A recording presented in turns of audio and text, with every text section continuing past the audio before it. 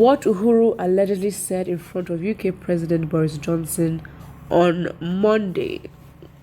President Uhuru Kenyatta has today announced that his government is committed in delivering its Big Four agenda, which has been his wish since the 2017 presidential election. Addressing the country from London as reports by the United Kingdom diplomat to Kenya, Honorable Manoa Esipisu, the head of state, has also announced that unlike other Kenyan leaders who are focused on the upcoming 2022 general election, he won't follow their advice anymore. As you all know, our head of state has visited us for a 4-day trip which has started today. During his visit to the UK, he will ensure that the delivery of the Big Four agenda tops the subject of discussion.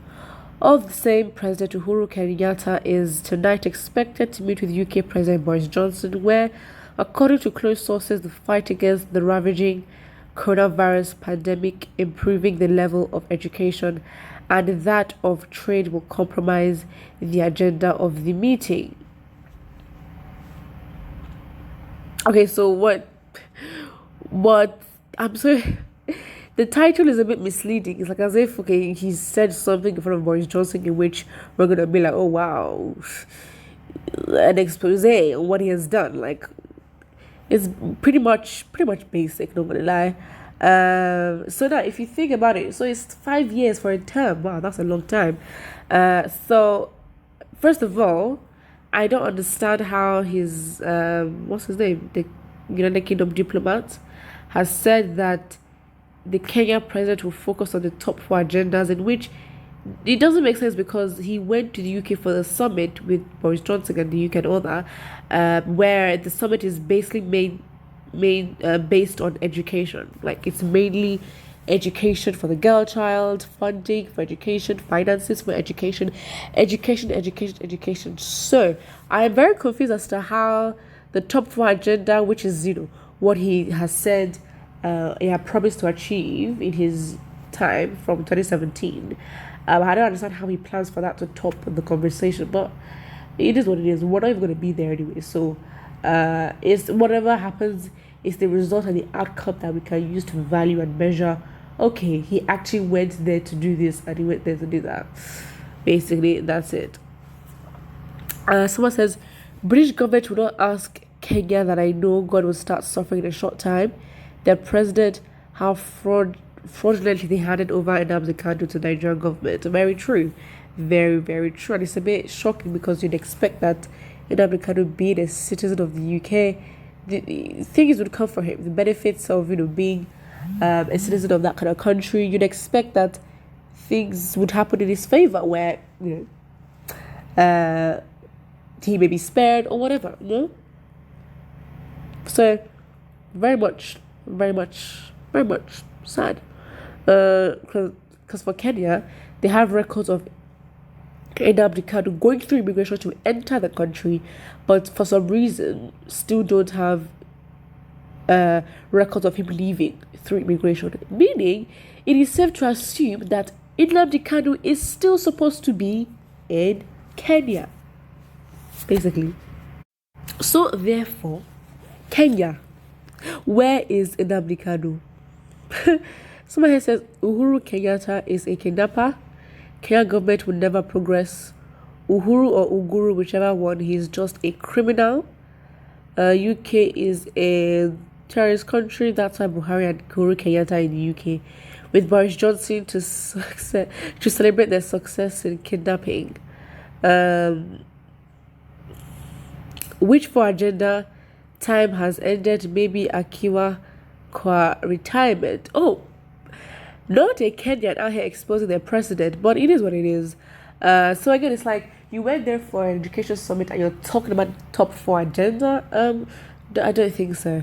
Someone here says something little coming too late for Kenyans. Yeah. Kenyan government will not see peace in their country for their evil plans against NNAMDI KANU. Your country must suffer for it. Alright, someone here says Kenya, a strict colonial state seeking direction from their masters. Whew. Yes, Kenya was also, I think, Kenya was colonized by the UK as well, refusing to be weaned from the British masters since they have nothing in their brain of what to do, power given to them by their colonial masters. Huh. Wow. He's worshipping the UK like his fathers did. Like his fathers did to the British colonizers. Ooh, that is strong. So yeah, I think that this is a bit misleading. It says what Uhuru allegedly said in front of UK President Boris Johnson on Monday. The word allegedly makes it seem okay. There's an ambiguous thing that he said, and people are having different interpretations, and there's some sort of drama. But really and truly, just out here addressing his country, and that's really what it is. There's really nothing else to this news. I think everything else is just nothing. It's just shady how all of a sudden you just ignore your participation in an extradition of NNAMDI KANU, and then you're in London with the actual precedent of the citizen that you let leave, you misplaced technically, and then you now have the actual, or you have your actual corporate, and you being the accomplice. You meet up with the corporate, and y'all are having a whole meeting in London for education. Really? Education? Really? When I assess how education is, I mean, to be honest, at this point, well, it's not like as if, because the world power, the big power between them is Great Britain, and Great Britain doesn't look like it's going to hold either countries accountable. So what now happens? You know what I mean? So of course it's very much embarrassing for our own Buhari that's out here having meetings up and down and use this as an excuse to go on holiday.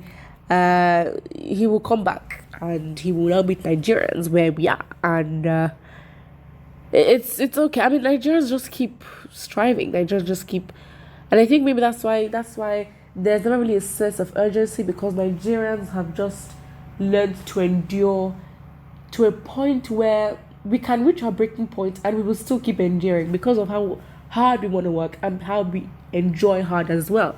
So again, until Nigerians reach a breaking point where they just think like, you know what, we can't work any harder than this, things have to change, I guess would put an insurmountable amount of pressure on the government to change. Put what I think about this in the comment section below, and do not forget to like and subscribe.